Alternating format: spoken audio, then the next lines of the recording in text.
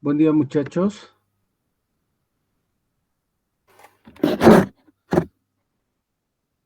Buen día, muchachos. Buen día, doctor.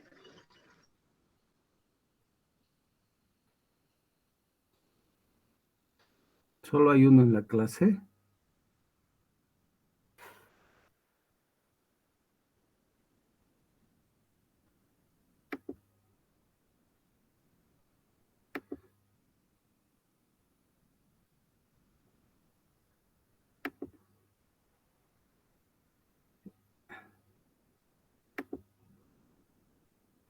Bueno, están viendo, ¿verdad? Sí, doctor.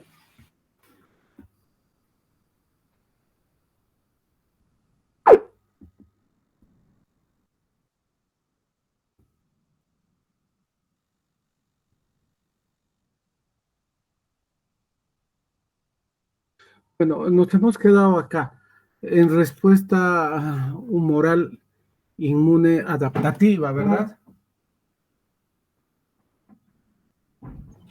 Sí, doctor. Bueno, vamos a hablar de la respuesta humoral inmune adaptativa. La respuesta inmune adaptativa tiene varios elementos humorales, pero está el interferón gamma, etcétera, etcétera, pero el más representativo, sin que el resto deje de ser importante, es la inmunoglobulina, ¿ya? ¿Dónde se forman las inmunoglobulinas? Es en el linfocito B maduro.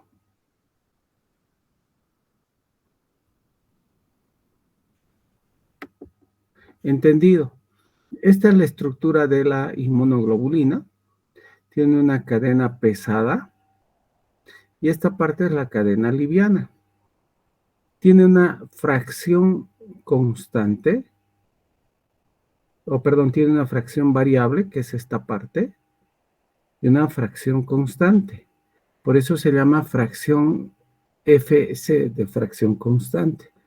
Y tiene una fracción variable que se llama fracción AB, que se une al anticuerpo o fracción antibody. Esta parte constante es igual absolutamente en toda la especie. O sea, es igual en todos los humanos, es igual en todos los ratones. Todos los ratones tienen la misma estructura, todos los perros tienen esta misma digamos, esta misma fracción. O sea, la especie comparte este fragmento, ¿verdad? Lo que varía de individuo a individuo es esta parte. Es más, nosotros nacemos con ciertas inmunoglobulinas y a lo largo del tiempo vamos creando inmunoglobulinas especiales. Por ejemplo, el momento que, entramos en contacto, por ejemplo, con COVID, vamos a crear una fracción variable contra el COVID. Una IgM, luego primero una IgA, luego una IgM, luego una IgG contra COVID. Si entramos en contacto contra otro tipo de microorganismos, recién vamos a crear una fracción variable contra un microorganismo. Es más, este principio ha hecho de que por ingeniería genética se vaya construyendo algunos anticuerpos, ¿ya? Contra ciertos, por ejemplo, antígenos, contra ciertas estructuras de nuestro propio organismo, por ejemplo, contra el receptor CD1, y va a ir a destruir, o CD20, y va a ir a destruir todas las células que tengan CD20 en nuestro organismo. ¿Quiénes tienen CD20? Los linfocitos B maduros. Entonces, todas las células B todos los linfocitos B maduros van a ser destruidos por inmunoglobulinas creadas por ingeniería genética. ¿Entendido? ¿Dónde entonces se crean las inmunoglobulinas o dónde se fabrican las inmunoglobulinas? Es en el linfocito B, en realidad el linfocito B maduro, que es la célula plasmática. ¿Ya? La célula plasmática va a ir secretando inmunoglobulinas. ¿Y dónde va a ser destruida la inmunoglobulina? ¿Dónde va a ser degradada? ¿Dónde va a ser eliminada de la circulación? Va a ser en el sistema retículo endotelial. No se degrada por metabolismo hepático ni por excreción renal. Por lo tanto, en la terapia biológica, estos medicamentos no es eliminada ni por hígado ni por riñón. Por lo tanto, en pacientes que tengan algún tipo de daño hepático, que tengan algún tipo de daño renal, no hay que ajustar en general estos medicamentos. ¿Ya? ¿Les queda claro? Sí, doctor. ¿Ya? ¿Cuántos tipos de inmunoglobulinas se crean o tenemos? Existe la inmunoglobulina M. Miren, este es un monómero que tiene la forma de Y. La inmunoglobulina A es un dímero, o sea, es como una especie de Y en espejo. Hagan de cuenta que acá hay otra Y más hacia abajo. La célula plasmática secreta una inmunoglobulina A, y en las secreciones, por ejemplo, en la leche materna, en la mucosa intestinal, en la mucosa bronquial, se van a unir, se van a acoplar dos inmunoglobulinas y la forma activa de la inmunoglobulina A son dímeros. ¿Ya? Entonces la inmunoglobulina A, ¿qué característica tiene? Es una inmunoglobulina que está en las secreciones. ¿Entendido? En general en muchas respuestas inmunitarias, la inmunoglobulina A es la primera en aparecer, incluso antes que la inmunoglobulina M. ¿Por qué? Porque se produce en el mismo lugar donde se produce la invasión del microorganismo. Por ejemplo, en COVID, primero se produce la inmunoglobulina A nivel de la vía respiratoria, en las secreciones bronquiales, antes incluso que la inmunoglobulina A, y que la inmunoglobulina M a nivel plasmático. Si uno hace determinación de inmunoglobulina A nivel de la secreción bronquial, ya va a haber inmunoglobulina A nivel de la mucosa bronquial. ¿Entendido? Entonces, esa característica tiene la inmunoglobulina A, está en las secreciones. La inmunoglobulina M, característicamente, tiene, o se decía que era la primera en aparecer, pero en realidad es la primera en encontrarse en plasma. Ya es la que la que aparece como primera respuesta plasmática. Es un pentámero, o sea, son cinco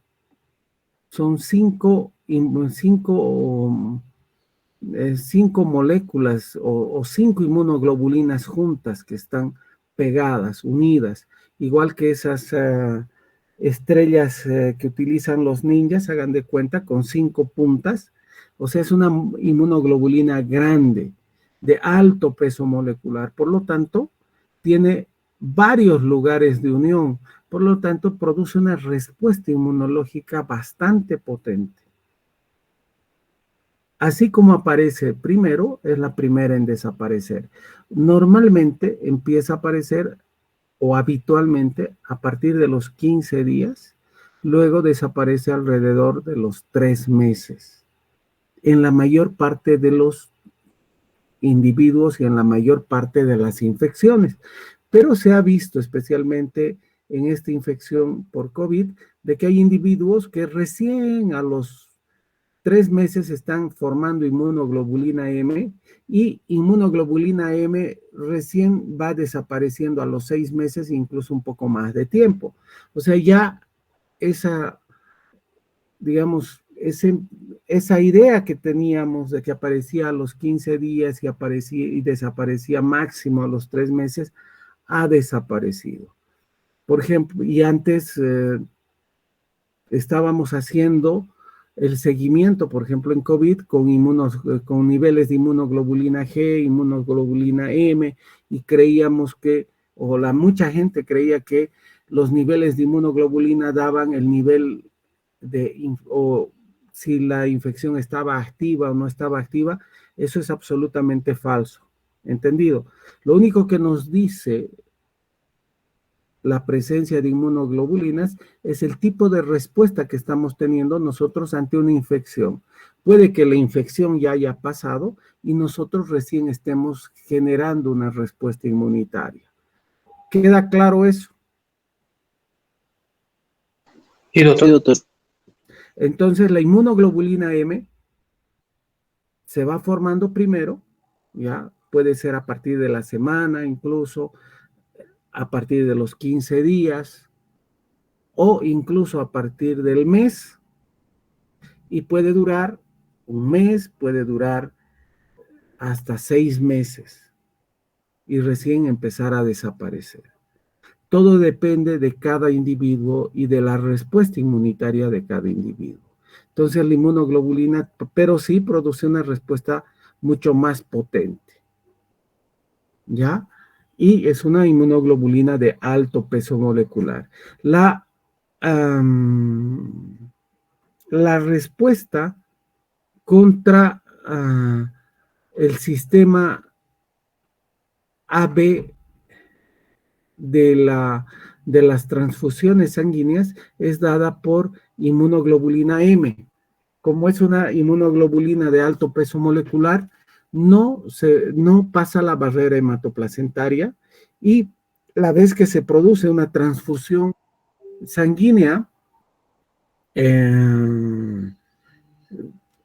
sin buena compatibilización AB, entonces se va a producir una reacción inmunitaria muy intensa. ¿Por qué? Porque la inmunoglobulina M produce una gran reacción inmunitaria. ¿Entendido? Muchachos, vayan interactuando, por favor, ¿ya?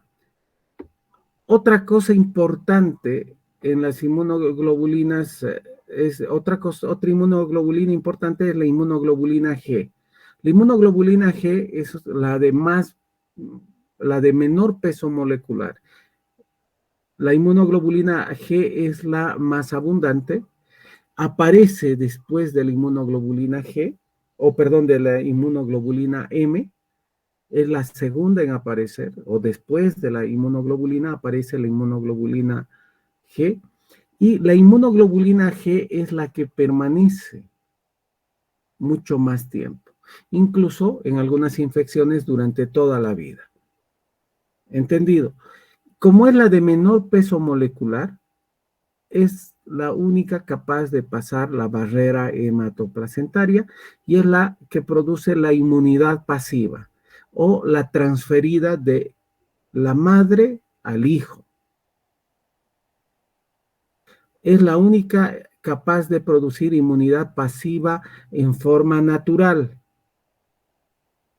Porque nosotros también podemos producir una inmunidad pasiva en forma artificial cuando ponemos inmunoglobulinas a un individuo en forma artificial. Cuando le ponemos inmunoglobulinas a un individuo, por ejemplo, cuando es mordido por una serpiente, cuando, por ejemplo, tiene alguna enfermedad como el Guillain-Barré, etcétera, etcétera. ¿Ya? Entonces, la inmunoglobulina G es la de menor peso molecular, pasa la barrera hematoplacentaria, es la que aparece en forma más tardía, más o menos a partir del día 15. Muchas veces está permanece durante toda la vida, y en algunos pacientes que se llama, les decía que permanece durante toda la vida. Hay 5 subtipos de inmunoglobulina G. La alteración o la presencia de niveles anormales de inmunoglobulina G4, el subtipo 4, cuando se forma en forma anormal inmunoglobulina G4, produce una enfermedad que se llama hiper-IgG4, que es una enfermedad muy parecida al síndrome de Sjögren, que produce seroftalmia, serostomía y daño en todas las glándulas. Glándulas salivales, glándulas parotídeas, produce hepatitis autoinmune, produce pancreatitis crónica de tipo por daño por esta inmunoglobulina. ¿Ya? La inmunoglobulina E.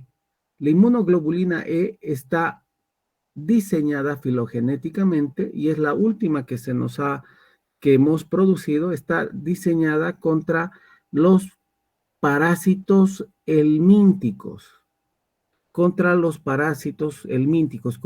gusanos, no contra cualquier tipo de parásito, es contra los parásitos helmínticos.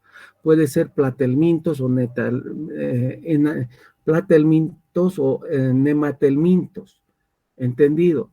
En forma natural y normal está diseñado contra estos parásitos. En forma anormal está diseñado o se produce en las alergias. Ahora, la otra inmunoglobulina es la inmunoglobulina D.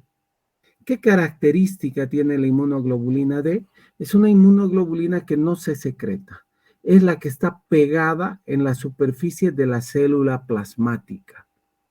O sea, es una inmunoglobulina, hagan de cuenta que esta es la célula plasmática, fíjense, y en ningún momento se suelta hacia el torrente sanguíneo, en ningún momento se libera hacia ninguna secreción, siempre está pegada a la célula plasmática. Esa es la inmunoglobulina D. En realidad se sabe muy poco sobre la función de la inmunoglobulina D.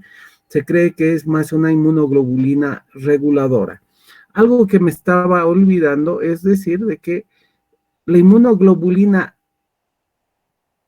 por la fracción constante, fíjense, esta fracción constante, se va a unir a las células del sistema inmunitario, ya sea al polimorfo nuclear o al macrófago, a través del receptor Fc.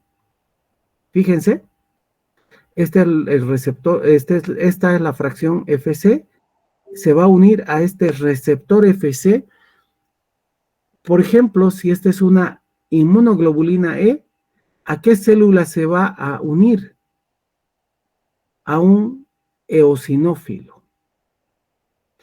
¿Y qué se va a llamar este receptor Fc? Receptor Fc epsilon.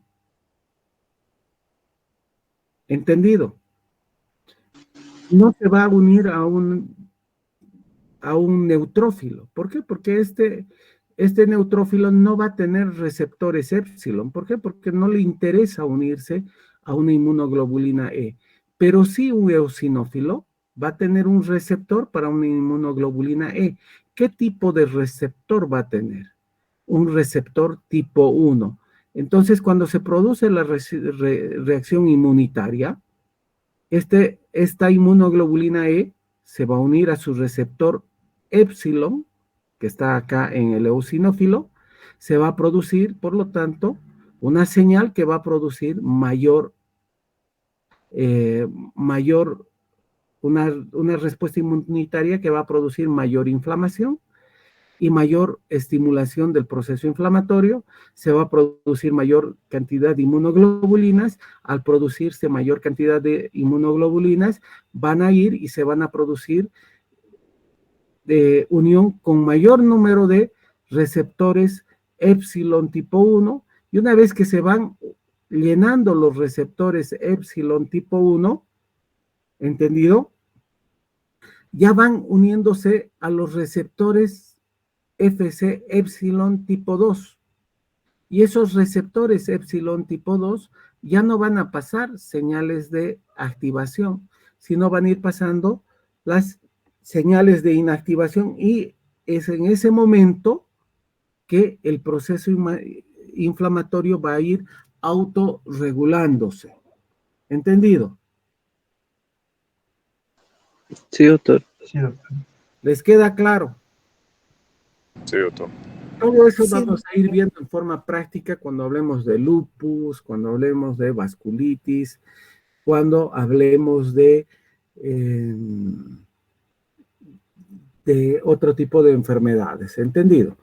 Entonces, eso es en cuanto a inmunoglobulinas o los fragmentos solubles. Cuando hablamos de inmunología, hablamos también de antígenos. Cuando uno habla de antígenos, generalmente tiene la idea de que el antígeno es algo externo, algo extraño.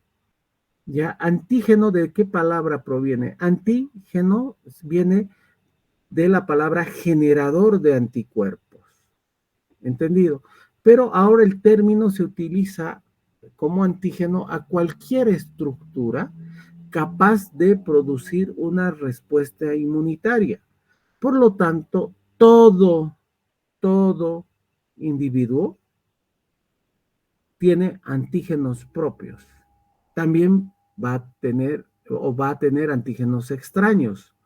Nosotros tenemos antígenos propios que son nuestros y de nadie más en nuestro organismo, y que nuestro sistema inmunitario los va a reconocer.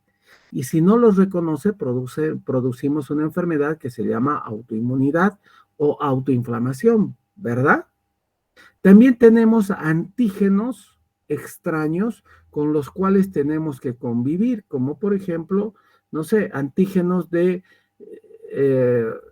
los bacilos de Dodderley, las mujeres, que si producen algún tipo de reacción, van a producir algún tipo de enfermedad.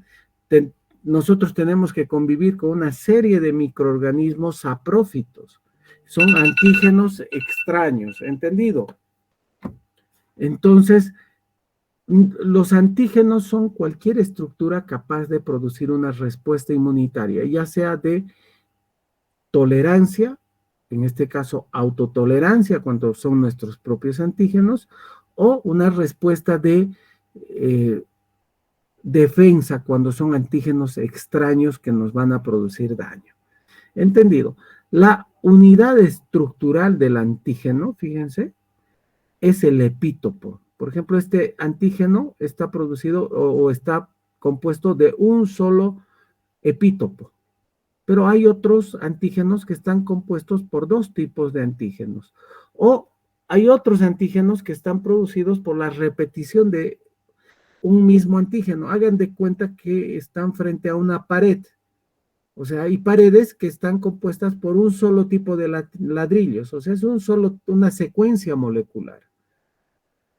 Entonces, ese es un epítopo, una secuencia molecular que se repite, que es la unidad de reconocimiento. Ese es el epítopo. Pero a veces hay una pared, que es un antígeno, que tiene un ladrillo hueco de 8 huecos con un ladrillo sólido. Ladrillo hueco, ladrillo sólido. Entonces ahí tiene dos epítopos, dos secuencias moleculares diferentes. Entonces hay dos epítopos. Entonces, ¿qué es el epítopo? Es la unidad, es la secuencia molecular que se va repitiendo en un antígeno. Antes se hablaba de, por ejemplo, enfermedades que tenían antígenos de reconocimiento como el HLA-DR4 en la artritis reumatoide. Ahora se habla del epítopo compartido, que es una secuencia molecular en pacientes con artritis reumatoide, esa secuencia molecular se repite en individuos con artritis reumatoide y esa secuencia molecular que se repite es la que les confiere un mayor riesgo de tener artritis reumatoide y de que esa artritis reumatoide sea más grave. ¿Les queda claro? Sí, doctor. Sí, doctor. De los antígenos, ¿ya? Igual que nosotros tenemos estructuras en nuestra superficie de nuestro cuerpo. Igual las células tienen estructuras en su superficie.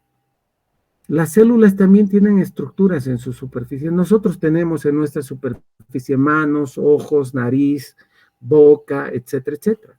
Las células también en su superficie tienen estructuras. Fíjense, estas son estructuras.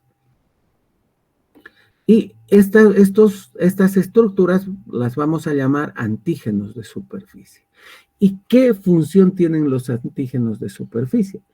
Los antígenos de superficie le van a dar a la célula una identidad, le van a dar una señal de activación, le van a dar una señal de inactivación, le van a dar una señal de maduración, le van a dar una señal de identidad incluso. Igual que, por ejemplo, los ojos que tenemos, igual que la boca que tenemos, igual que la barba que tenemos, para que se den una idea. El tener barba nos da una señal de maduración, de que ya somos individuos maduros. El no tener, por ejemplo, ciertas características en nuestra superficie nos dice que no estamos maduros, por ejemplo. ¿Entendido? Por ejemplo, un linfocito CD3 que tenga en su superficie un CD3 nos dice que es un linfocito T. El encontrar un CD4 nos indica que es un linfocito helper, ¿verdad?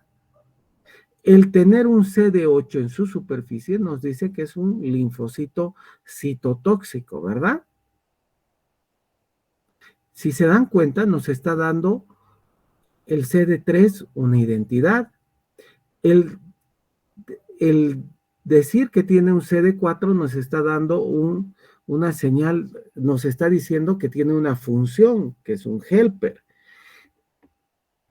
El perder un CD1 nos dice que ese linfocito está ya maduro, porque cuando un linfocito tiene un CD1, nos dice que es un linfocito inmaduro. ¿Y qué pasa si encontramos un CD1 en la circulación de la sangre, en sangre periférica? Nos dice que ese paciente está probablemente con un linfoma o una leucemia, no sé, linfocítica. Les estoy diciendo un término que tal vez esté equivocado, ¿no?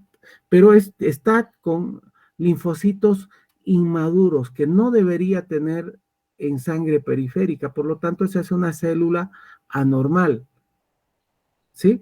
Porque el linfocito, cuando está maduro y va a salir a la circulación, pierde el CD1.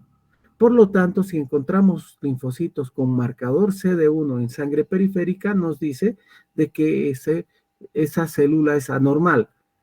¿Cómo podemos destruir a las células, a esas células anormales? Creando inmunoglobulinas por ingeniería genética con fracción variable anti-CD1, que se van a ir a unir a ese CD1. Y eso se llama terapia biológica. Entonces ese linfocito con CD1, uno pone la terapia biológica con CD1 positivo o con anticuerpos anti-CD1 y todas las células que tengan CD1 y estén circulando van a ser destruidas por esa terapia biológica. ¿Entendido?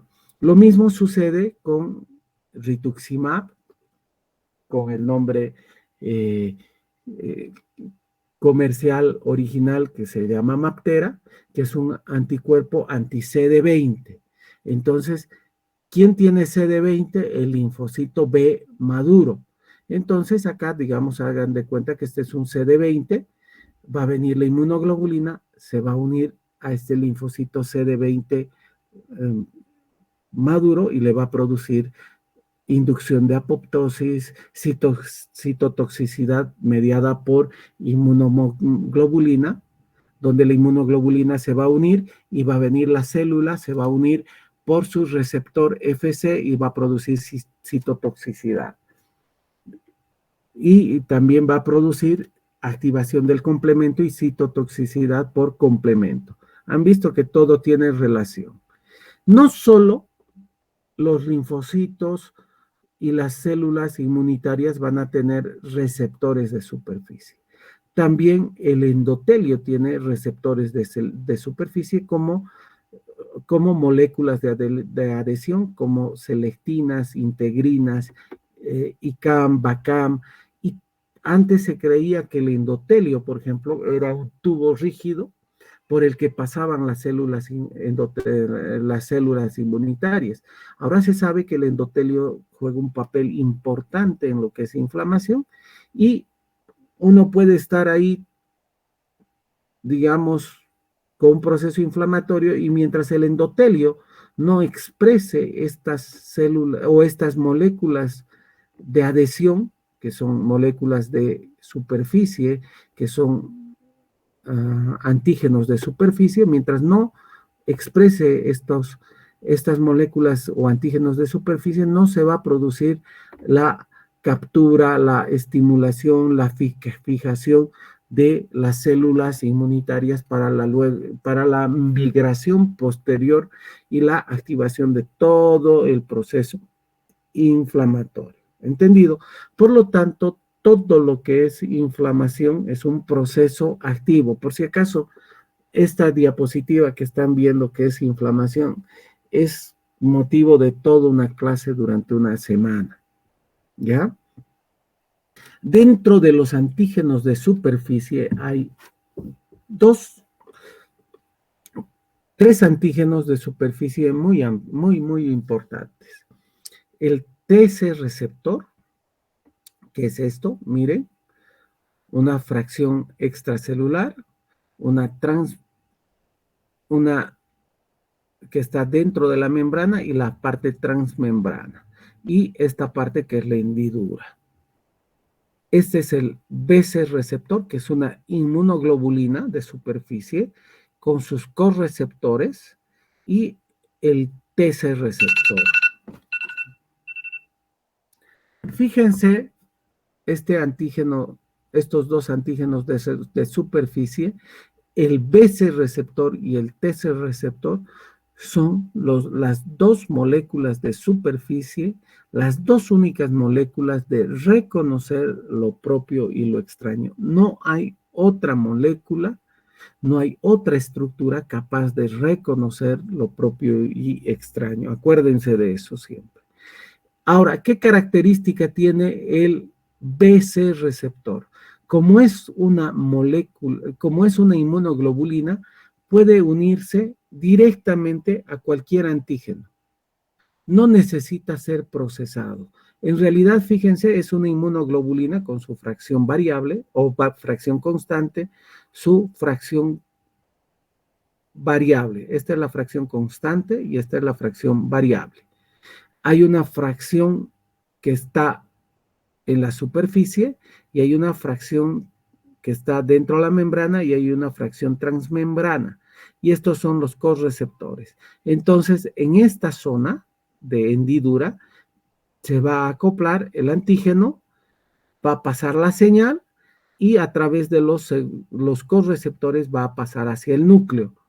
Y ahí se va a producir la señal y se va a producir la respuesta inmunitaria. ¿Entendido? Entonces, ¿a través de quién produce el reconocimiento la célula B? A través de el BC receptor. ¿Y qué cosas va a reconocer el BC receptor? Antígenos no procesados, antígenos solubles. ¿Entendido?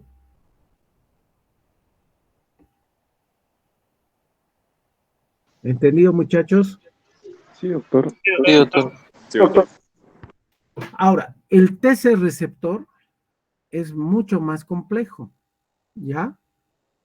Miren, esta es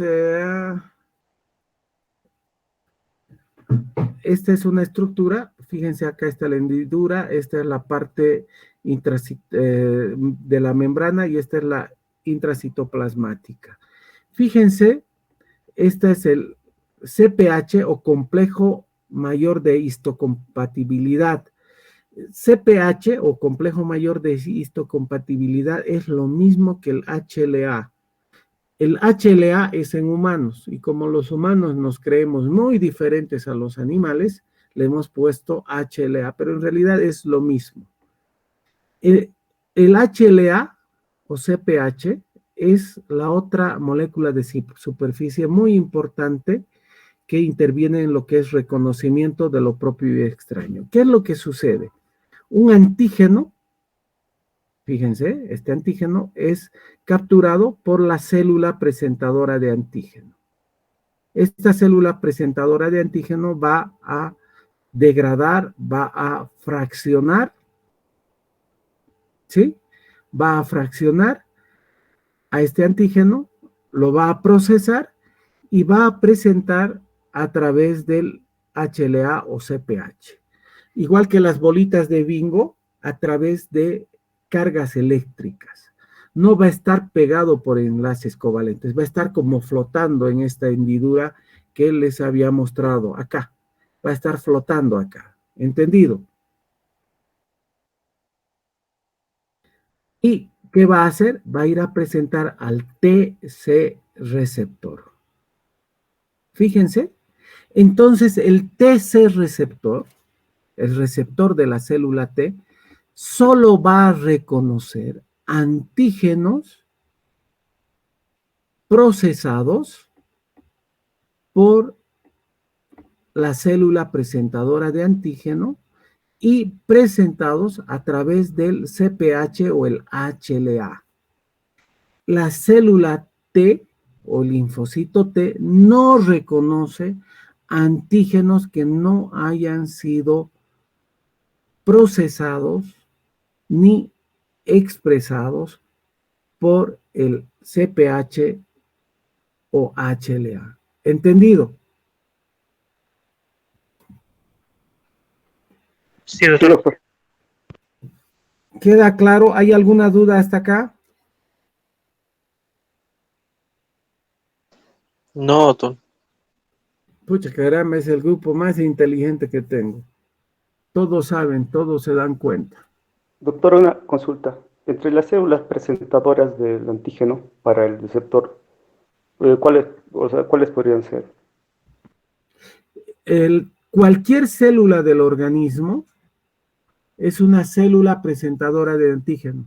Por ejemplo, hay células presentadoras de antígeno profesionales. Deme un minutito. Me voy a despedir de mi hijito querido. Chao, papito. Que tengas buena suerte, papito. Ya, chao, hijo. Qué buenos días. Chao. Adiós, papito. Chao, hijito. Te portas bien en clases. Ya. Bueno, ya estaba despidiendo a mi guagua que va al colegio.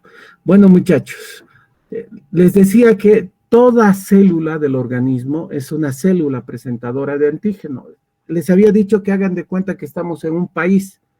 ¿Quién puede ser capaz de dar la voz de alarma si nos están invadiendo nuestro país? Cualquier individuo, cualquier ciudadano, ¿verdad? Si por Cobija, al norte de Bolivia, nos están invadiendo, no sé, los peruanos, brasileros, etcétera, hay Volpebra, por si acaso, nos están invadiendo, cualquier ciudadano boliviano va a dar la voz de alarma. Por lo tanto, ¿qué célula puede ser célula presentadora de antígeno? Cualquier célula infectada. Esta célula, por ejemplo, hagan de cuenta que es un neumocito o una célula intestinal, va a capturar al virus que lo ha infectado, lo va a procesar, lo va a degradar y va a presentar a través de un HLA clase 1 y va a presentar directamente a un linfocito T citotóxico. Entonces, todas las células de nuestro organismo, oigan bien, todas las células de nuestro organismo tienen HLA clase 1. ¿Sí? Y el HLA o CPH clase 1 se van a unir al linfocito T citotóxico. ¿Queda claro? Mientras que una célula presentadora de antígeno profesional, por ejemplo, un macrófago, va a presentar el antígeno a través de un HLA o un CPH clase 2. ¿Y a quién se van a unir? A un linfocito T helper. Ya no a un citotóxico. Eso apunten, por favor. Porque de eso dependen muchas enfermedades. Hay enfermedades que son producidas por HLA clase 2 y hay otras que son por clase HLA clase 1. Entonces, por ejemplo, hay infecciones que son presentadas, ¿ya? Hay, por ejemplo, células que son infectadas, por ejemplo, bronquiales, que van a ser infectadas por un virus, van a ser procesados esos virus, y esa célula bronquial va a presentar el antígeno a través de un HLA o un CPH clase 1. ¿Entendido? ¿A quién? A un linfocito T citotóxico. Mientras que el HLA clase 2 es solo de las células inmunitarias, macrófago, el linfocito B, etcétera, etcétera. Y ese HLA clase 2, ¿a quién va a presentar? A un helper. ¿Ya? Está bien, doctor. Mañana vamos a hablar de lo que es regulación del sistema inmune. ¿Ya? Está bien, doctor. Gracias. ¿Queda claro, muchachos? Sí, doctor. Sí, doctor. Nos vemos mañana. Un gusto. Hasta mañana, doctor. Hasta luego, doctor. Doctor.